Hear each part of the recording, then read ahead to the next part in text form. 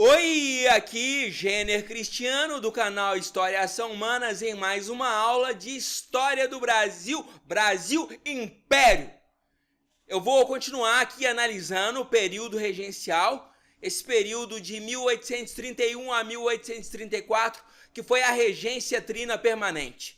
E é o seguinte, hoje a gente vai analisar o ato adicional de 1834 e eu vou te mostrar que aconteceu uma experiência republicana dentro do império, dentro da monarquia.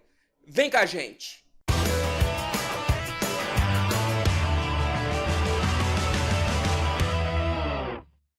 Bom, então, hoje vai acabar a nossa análise da regência trina permanente, que foi de 1831 a 1834. Já analisamos a criação da Guarda Nacional em 1831, já analisamos também o Código do Processo Criminal de 1832 e hoje nós vamos analisar o ato adicional de 1834. Mas antes de começar, aqueles pedidos tradicionais, inscreva-se em nosso canal, deixa o seu like. Esse like ajuda a gente um tantão que você nem imagina. Ative o sininho para que você não perca nenhuma aula dessa base de conhecimento criado pelo canal História e Ação Humanas. E se você gostar muito do nosso conteúdo, compartilhe nas redes sociais. Ajuda demais da conta. Valeu! Bom, hoje nós vamos dedicar a nossa atenção ao ato adicional de 1834. Mas antes de falar do ato adicional de 1834, vamos falar de algumas coisas que estão ocorrendo aqui nesse contexto histórico. Bom, em 1834 nós temos a morte de Dom Pedro I, ele morre lá em Portugal. Sabemos, ele abdicou, ele renunciou ao trono em 1831, deixou aqui o Pedroca, o Dom Pedro II, que contava com apenas 5 anos de idade, o menino não podia assumir e aí teve início o período regencial. Bom, com a morte de Dom Pedro I, nós temos a extinção, o desaparecimento do Partido Restaurador, uma vez que o Partido Restaurador defendia o absolutismo e defendia o retorno de Dom Pedro I.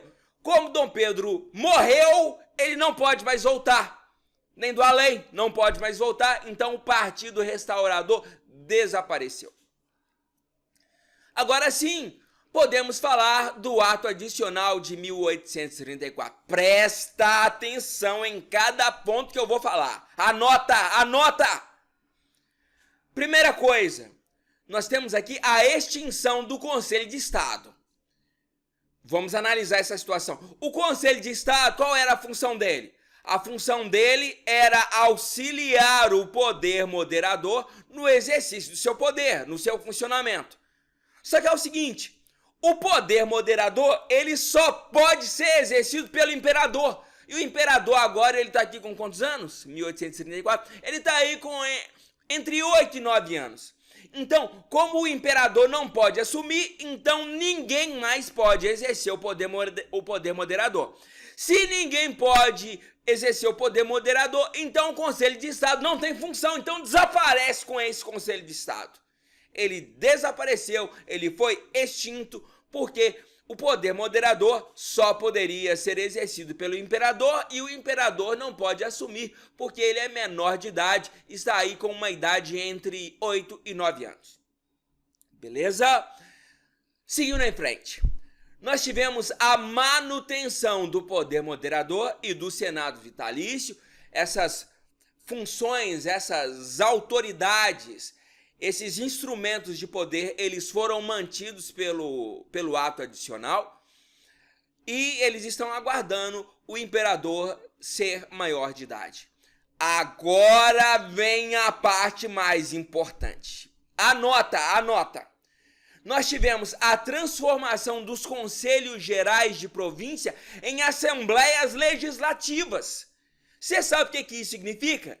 Significa que agora as províncias... Deixa eu te explicar primeiro o que é província. Sabe isso que nós chamamos hoje de unidades federadas? Unidade Federada de Minas Gerais, Unidade Federada de Pernambuco, unidade federada de Santa Catarina, Rio Grande do Sul, São Paulo, Rio de Janeiro. Então, essas unidades federadas hoje, um dia elas foram províncias. Província de Minas Gerais, província de Pernambuco, província de Santa Catarina. Então, essas províncias, elas receberam a autorização para produzir suas próprias leis nessas assembleias legislativas. Isso aqui, na verdade, na boa, isso aqui é uma experiência republicana, é uma experiência de federalismo, porque no federalismo, os estados, lá nos Estados Unidos, eles tinham uma grande autonomia para arrecadar impostos e tinham também liberdade, autonomia para produzir as suas próprias leis, para terem as suas próprias polícias, desde que não entrassem em conflito com a Constituição Federal. E é exatamente isso que está acontecendo nesse momento. Quando nós temos a transformação dos conselhos gerais de província em assembleias legislativas, essas assembleias legislativas nas províncias podem produzir suas próprias leis, podem ter a sua própria polícia, podem definir a sua própria forma de arrecadação de impostos, desde que não desrespeitem a Constituição Federal. Isso, então, foi uma medida altamente descentralizadora do poder político e administrativo dentro da maré liberal. O poder de criar as leis foi tirado da autoridade central do império e foi transferido para as províncias, ou seja, mais poder para os latifundiários, mais poder para os proprietários de terra. Beleza? Seguindo em frente, o ato adicional também estabeleceu a criação do município neutro da corte, o Rio de Janeiro, um município que vai ter as suas próprias leis e que vai ser uma instância de centro de autoridade no Império.